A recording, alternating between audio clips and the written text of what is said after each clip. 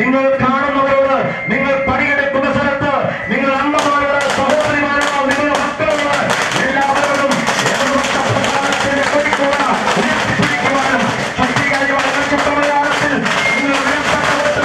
നമ്മുടെ പ്രിയപ്പെട്ട നാട്ടുകാരൻ നമ്മളൊന്ന് കൂക്കിയാൽ നമുക്ക് അരികിലേക്ക് ഓടിയെത്തുന്ന നമ്മുടെ വികസന പോരാട്ടങ്ങൾക്ക് വേണ്ടി കേരളത്തിന്റെ നിയമസഭയ്ക്കകത്ത് ശബ്ദമുയർത്തുന്ന ഒറ്റപ്പാലത്തിന്റെ തുടിക്കുന്ന ഹൃദയം നിങ്ങളുടെ എല്ലാം പ്രിയപ്പെട്ട സഖാവ് പ്രേംകുമാർ തന്നെയാണ് ഇവിടെ മത്സരിക്കുന്നത്. നമസ്കാരം. ഇന്ന് ഒറ്റപ്പാലം മണ്ഡലത്തിലാണ് ഉള്ളത്. നമുക്കറിയാം, കേരളത്തിൽ തന്നെ ഏറ്റവും ശക്തമായ വാശിയേറിയ മത്സരം നടക്കുന്ന മണ്ഡലമാണ് ഒറ്റപ്പാലം. ഒറ്റപ്പാലം മണ്ഡലത്തിൽ മത്സരിക്കുന്ന ഇടത് സ്ഥാനാർത്ഥി കെ പ്രേംകുമാറാണ് ഇന്ന് നമ്മോടൊപ്പം ഉള്ളത്. നമുക്കറിയാം, അദ്ദേഹം പ്രചരണത്തിനാണ്, വിവിധ കേന്ദ്രങ്ങളിൽ സീറ്റ് ഏറ്റുവാങ്ങിയുമൊക്കെയാണ്. അദ്ദേഹം നല്ല ചൂടാണ്, നല്ല വെയിലാണ്, അതിനൊക്കെ അവഗണിച്ചിട്ടുള്ള പ്രചരണം തന്നെയാണ് നടക്കുന്നത്. തീർച്ചയായും ചൂടൊക്കെ ഒരുപാട് സ്ഥലങ്ങളിൽ പ്രചരണം നടത്തി കഴിഞ്ഞിട്ടുണ്ടാവും. അവസാന ഘട്ടത്തിലേക്ക് എത്തി നിൽക്കുകയാണ്. എന്താണ് ജനങ്ങളിൽ നിന്ന് കിട്ടുന്ന റെസ്പോൺസ്? വളരെ പോസിറ്റീവായി ഇടതുപക്ഷത്തെ ജനങ്ങൾ സ്വീകരിക്കുന്ന കാഴ്ചയാണ് പൊതുവിൽ കാണുന്നത്. നല്ല പ്രതികരണമാണ് എല്ലാ വിഭാഗം ആളുകളിൽ നിന്നും നമുക്ക് ലഭിച്ചുകൊണ്ടിരിക്കുന്നത്. കഴിഞ്ഞ 5 വർഷം നടപ്പാക്കിയ വികസന പ്രവർത്തനങ്ങളും സർക്കാരിൻ്റെ ക്ഷേമ പ്രവർത്തനങ്ങളും ഒക്കെ തന്നെയാണോ നമ്മൾ വോട്ടഭ്യർത്ഥിക്കാൻ ചെല്ലുമ്പോൾ ചർച്ചയാവുന്നത്? തീർച്ചയായും അതുതന്നെയാണ്. വികസനവും ക്ഷേമവും പറയുമ്പോൾ മറ്റാർക്കും ഒന്നും പറയാനില്ലല്ലോ. കേരളം പല മേഖലയിലും കൈവരിച്ചിട്ടുള്ള നേട്ടങ്ങൾ, വികസനങ്ങൾ സ്വന്തം ജീവിത അനുഭവങ്ങൾ കൊണ്ട് ബോധ്യമായിട്ടുള്ള ജനതയാണ് നമ്മുടെ നാട്ടിലുള്ളത്. അപ്പോൾ ജനങ്ങൾക്ക് കൃത്യമായിട്ട് അറിയാം ഇടതുപക്ഷ ജനാധിപത്യ മുന്നണി ഗവൺമെൻറ്റിൻ്റെ വികസനത്തിൻ്റെയും ക്ഷേമത്തിൻ്റെയും നേട്ടം. അത് തീർച്ചയായിട്ടും ഈ തെരഞ്ഞെടുപ്പിൽ ഇടതുപക്ഷത്തിന് വളരെ അനുകൂലമായ ഒരു അന്തരീക്ഷം സൃഷ്ടിക്കുന്നുണ്ട്. ഇപ്പോൾ കേരളത്തിൽ തന്നെ ചർച്ചയായ മത്സരം നടക്കുന്ന മണ്ഡലമാണ് ഒറ്റപ്പാലം. പി കെ ശശിയുടെ സ്ഥാനാർത്ഥിത്വം തന്നെയാണ് ഒറ്റപ്പാലത്തെ ശ്രദ്ധയിലേക്ക് കൊണ്ടുവന്നത്. അതുകൊണ്ട് തന്നെ അതൊരു വെല്ലുവിളിയായി കാണുന്നുണ്ട്. അല്ല, ഞാൻ പറയുന്നത് ഇടതുപക്ഷം എന്ന നിലയിലാണല്ലോ നമ്മൾ ഈ തെരഞ്ഞെടുപ്പിൽ നേരിടുന്നത്. അപ്പോൾ അപ്പുറത്ത് ആരായാലും അത് മറ്റൊരു പക്ഷമാണ്. ജനങ്ങൾക്ക് കൃത്യമായി ഇടതുപക്ഷം ചെയ്യുന്ന കാര്യം എന്താണ് എന്നറിയാം. നമ്മളിപ്പോൾ ഒരു സ്ഥാനാർത്ഥിയെ മാത്രം നോക്കി പോകുന്ന ആളുകളല്ല പൊതുവിൽ നമ്മുടെ നാട്ടിലുള്ളത്.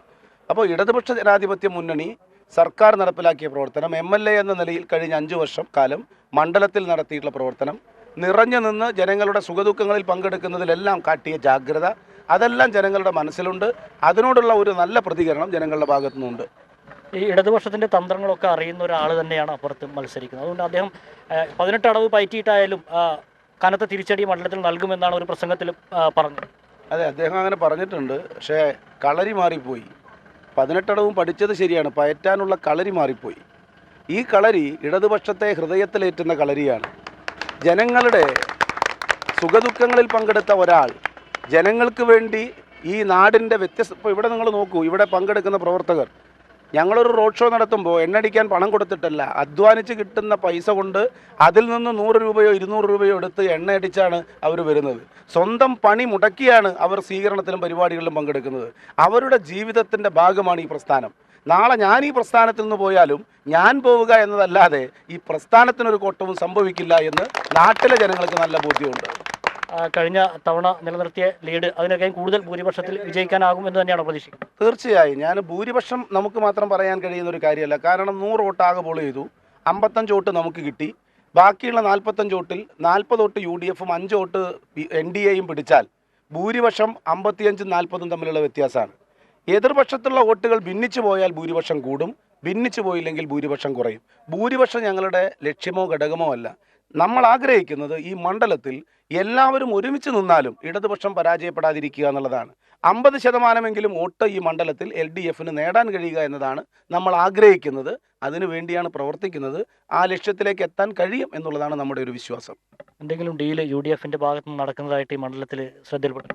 ധാരാളം പണമൊക്കെ ഇറക്കുന്നുണ്ട്, ബോർഡ് അടിച്ചു കൂട്ടുന്നുണ്ട്, വയ്ക്കാൻ സ്ഥലമില്ലാത്ത സ്ഥിതിയാണ്. അതൊക്കെ നാട്ടിലെ ആളുകൾ കാണുന്നുണ്ട്. സ്വകാര്യ സ്ഥലത്തല്ലേ ബോർഡ് വയ്ക്കാൻ പറ്റൂ. ബോർഡിൻ്റെ എണ്ണം നോക്കിയും പണക്കൊഴുപ്പ് നോക്കിയും ഒന്നും ആൾ വോട്ട് ചെയ്യില്ല. ആളുകൾ ആത്മാഭിമാനമുള്ള മനുഷ്യരാണ്. അവർ ജീവിതാനുഭവങ്ങളുടെ അടിസ്ഥാനത്തിൽ ഇടതുപക്ഷമാണ് ശരി എന്ന് വിലയിരുത്തി ഒട്ടും അഹങ്കാരത്തോടെയല്ല, വിനയത്തോടു കൂടി പറയട്ടെ, ഈ നാട്ടിലെ മഹാഭൂരിപക്ഷം വരുന്ന സാധാരണ മനുഷ്യർ ഈ സർക്കാർ വീണ്ടും വരണമെന്ന് ആഗ്രഹിക്കുന്നവരാണ്. നാടിൻ്റെ ക്ഷേമ വികസന പദ്ധതികൾ മുടക്കം കൂടാതെ മുന്നോട്ട് പോകണമെന്ന് ആഗ്രഹിക്കുന്നവരാണ്. അതിന് ഒരു ഡീലും സ്വാഭാവികമായിട്ടും പ്രശ്നമാകില്ല. ഏത് ഡീലുണ്ടായാലും ഒറ്റ ഡീൽ, ജനങ്ങളാണ് ഇടതുപക്ഷത്തിൻ്റെ ഡീല്, ജനങ്ങളുമായിട്ടാണ് ഡീല്. ആ ഡീല് ഏറ്റവും ശക്തമായി പ്രതിഫലിക്കുന്ന ഒരു തെരഞ്ഞെടുപ്പായിട്ട് മെയ് 4-ന് ഒറ്റപ്പാലം മണ്ഡലത്തിലെ റിസൾട്ട് വരുമ്പോൾ മാറും എന്നുള്ളതാണ് വിനയത്തോടു കൂടി പറയാനുള്ളത്. ഈ പണത്തിൻ്റെ കാര്യം പറഞ്ഞു, ഇപ്പോൾ പ്രസംഗത്തിലും പറഞ്ഞു, പണവും നുണയും പറഞ്ഞ് ഇറക്കി തെരഞ്ഞെടുപ്പിനെ നേരിടാൻ ഒരു വിഭാഗം ശ്രമിക്കുന്നുണ്ടെന്ന് എന്തൊരു അടിസ്ഥാനത്തിലായിരിക്കും? ഞാനിങ്ങനെ വരുമ്പോൾ ഒരു പ്രസംഗം കേട്ടു UDFൻ്റെ ഒരു ക്യാമ്പിൽ നിന്ന്, ഈ തണ്ണീർപ്പന്തൽ കടമ്പയിപ്പുറം റോഡിനെ സംബന്ധിച്ച് അതിന് പൈസയൊന്നും വെച്ചിട്ടില്ല എന്ന്. അപ്പോൾ ഇങ്ങനെ എന്ത് നുണയും പറയും? അപ്പം ഞാൻ കേട്ടൊരു നുണയാണ് അത്. അപ്പോൾ ആ റോഡിന് 2, 3, 3 കോടി രൂപ നീക്കി വയ്ക്കുന്നത്, 20% ഫണ്ട് നീക്കി വയ്ക്കുന്നതിന് നേതൃത്വം കൊടുത്തൊരു MLA ആണ് ഞാൻ. അപ്പോൾ എനിക്കറിയാമല്ലോ അവർ നീക്കി വെച്ചിട്ടുണ്ടോ ഇല്ലയോ എന്നുള്ളത്. അപ്പോൾ അത് എന്നോടൊന്നും ചോദിക്കാതെ പൂർണ്ണമായിട്ടും കളവ് പറയുകയാണ്. വന്ന വികസനം കാണാതിരിക്കുകയും വരാത്ത വികസനത്തെ സംബന്ധിച്ച് ജനങ്ങൾക്കിടയിൽ അതൃപ്തി സൃഷ്ടിക്കുകയുമാണ്. അതൊന്നും വിലപ്പോകുന്ന കാര്യമല്ല എന്ന അർത്ഥത്തിലാണ് പറഞ്ഞത്. പണമുണ്ട്, പണം ഇറക്കാൻ സാധ്യതയുമുണ്ട്, അതെല്ലാം നമുക്ക് പൊതുവിൽ കാണുമ്പോൾ മനസ്സിലാവുമല്ലോ. ഇവിടെ UDFൻ്റെ പ്രചരണമൊന്നും നടക്കുന്നത് UDF പ്രവർത്തകരിൽ നിന്ന് സംഖ്യ പിരിച്ചിട്ടൊന്നുമല്ല. എന്താ കേരളത്തിലാകെ UDF പറഞ്ഞത്? ഞങ്ങളുടെ കയ്യിൽ പണമില്ല, തെരഞ്ഞെടുപ്പിന് പ്രവർത്തനത്തിന് പണമില്ല എന്നല്ലേ. ഇപ്പോൾ വയനാട്ടിലെ വീടിന് പിരിച്ച ഫണ്ടിൻ്റെ കണക്കില്ല. ഞാനതിൻ്റെ മറ്റ് വിശദാംശങ്ങളിലേക്ക് ഒരു സ്ഥാനാർത്ഥി എന്ന നിലയിൽ കിടക്കുന്നില്ല. ഈ ഒരു അന്തരീക്ഷം ഉള്ളത് കൊണ്ടാണ് ഇങ്ങനൊരു കാര്യം പറഞ്ഞത്. UDFൻ്റെ ഒരു സ്ഥാനാർത്ഥിയായി ശശി മത്സരിക്കുകയാണല്ലോ. അപ്പം പൂർണ്ണമായും അദ്ദേഹം UDFകാരനായിട്ടാണോ മത്സരിക്കുന്നത്? അതൊക്കെ അയാൾ തന്നെ മറുപടി പറയേണ്ട കാര്യമാണ്. കാരണം എങ്ങനെയായാലും രക്ഷപ്പെടാൻ പോകുന്നില്ല, ഒരു സംശയമോ കാര്യത്തിലില്ല. ഇനിയിപ്പോൾ 2-3 ദിവസം കൂടിയുള്ളൂ പരസ്യ പ്രചരണത്തിനുള്ള സമയം. എന്താണ് പ്ലാൻ?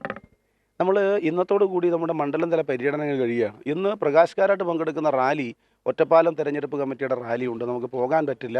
ഈ അരമണിക്കൂർ ഇടവിട്ട പ്രചരണം തച്ചനാട്ടുകര വരെ നീളുന്നതാണ്. ഏതാണ്ട് 8 മണി വരെ അവിടെ പരിപാടിയുണ്ട്. നാളെ മുതൽ വൈകിട്ട് റാലികളിൽ പങ്കെടുക്കും. പകൽ സമയം നിശ്ചയിച്ച ചില പോക്കറ്റുകളിൽ MLA ഒക്കെ ആയിട്ടാണ് പ്രവർത്തിച്ചതെങ്കിൽ പോലും സ്ഥാനാർത്ഥി എന്ന നിലയിൽ വരാത്ത ചില പ്രദേശങ്ങൾ എന്തായാലും ഉണ്ടാവുമല്ലോ. 238 ബൂത്തുണ്ട് ഈ മണ്ഡലത്തിൽ. അപ്പോൾ ചില പ്രദേശങ്ങളിലൊക്കെ നമ്മൾ കാണണം, വരണം, ചില പോക്കറ്റുകളിൽ ചില ആളുകളെ കാണണം, ചില ഗ്രൂപ്പുകളെ കാണണം എന്നൊക്കെ പറയുന്നുണ്ട്. അങ്ങനെയുള്ള സെലക്റ്റഡ് ആയിട്ടുള്ള പ്രദേശങ്ങളിലൊക്കെ പോവും. വൈകിട്ട് പരമാവധി തെരഞ്ഞെടുപ്പ് റാലികളിൽ പങ്കെടുക്കുക, വ്യക്തികളെയും ഇത്തരത്തിലുള്ള കൂട്ടായ്മകളിലെ ആളുകളെയൊക്കെ കാണുക എന്നുള്ളതാണ് നമ്മൾ നടത്താൻ ഉദ്ദേശിക്കുന്ന ഒരു ശ്രമം. ഇടത് കോട്ട ഒറ്റപ്പാലം തകരില്ല എന്ന് തന്നെയാണ് പറയുന്നത്. തീർച്ചയായും ഞാനൊരു അഹങ്കാരത്തോടു കൂടി പറയല്ല, നിങ്ങൾക്കും അന്വേഷിക്കാം. നിങ്ങൾ ഇവിടെ ചാനലിൻ്റെയൊക്കെ ഭാഗമായി നിങ്ങൾ നാട്ടിലെ ആളുകളോട് ചോദിക്കുക, ആർക്കാണ് ജയസാധ്യത എന്ന് ചോദിക്കുക. ആളുകൾ എന്തെങ്കിലും ഒരു വിമർശനം പറയുന്നവരോട് നമുക്ക് എതിർപ്പില്ല.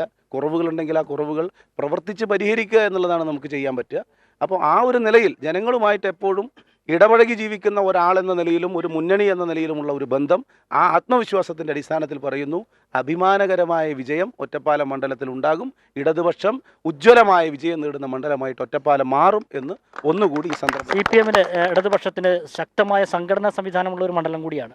പഞ്ചായത്തുകൾ എടുത്താലും ഭൂരിപക്ഷം LDFനൊപ്പം നിൽക്കുന്ന പഞ്ചായത്തുകൾ, ആ സംഘടനാ സംവിധാനത്തിൻ്റെ UDFൻ്റെ സർവ്വശേഷിയും ഉപയോഗിച്ച് വിചാരിച്ചാലും ഒന്നും ചെയ്യാൻ കഴിയില്ല.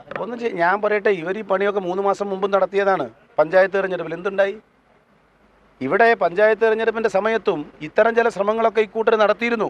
അതിനെയെല്ലാം അതിജീവിച്ചാണ് നിലവിലുണ്ടായിരുന്ന എല്ലാ പഞ്ചായത്തും സംരക്ഷിച്ച് നിർത്തിയത് LDF. മാത്രവുമല്ല 17,000-ൽ പരം വോട്ടിൻ്റെ ലീഡാണ് ഈ മണ്ഡലത്തിൽ തദ്ദേശഭരണ തെരഞ്ഞെടുപ്പ് നടന്നപ്പോൾ ഏതാണ്ട് 4 മാസം മുമ്പ്. ഞാനതിൽ വോട്ടിൻ്റെ ഭൂരിപക്ഷത്തെ സംബന്ധിച്ച് ഞാൻ പറയുന്നില്ല. LDFനൊരു മേൽക്കൈ ഈ നാട്ടിലെ പ്രവർത്തകരെല്ലാം കൂടി കൂട്ടായി നടത്തിയതിൻ്റെ ഭാഗമായിട്ടുണ്ട്. അത് സംരക്ഷിക്കപ്പെടുക തന്നെ ചെയ്യും. ഒരു നിലയിലുള്ള പോറലും ഈ മണ്ഡലത്തിൽ LDFന് ഉണ്ടാകില്ല എന്ന കാര്യം ഉറപ്പാണ്.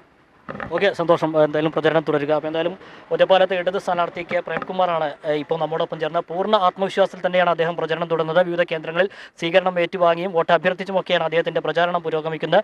എന്തായാലും ഒറ്റപ്പാലം മണ്ഡലം LDF നിലനിർത്തും. അവിടെ കോട്ട തകർക്കാൻ ആർക്കും കഴിയില്ല എന്ന് തന്നെയാണ് K. പ്രേംകുമാർ നമ്മോട് പ്രതീക്ഷ പങ്കുവയ്ക്കുന്നത്. കാർഷിക മേഖലയ്ക്ക് പുത്തൻ ഉണർവേകാൻ അഗ്രികൾച്ചറൽ സെന്റർ അടയ്ക്കാവുത്തൂർ.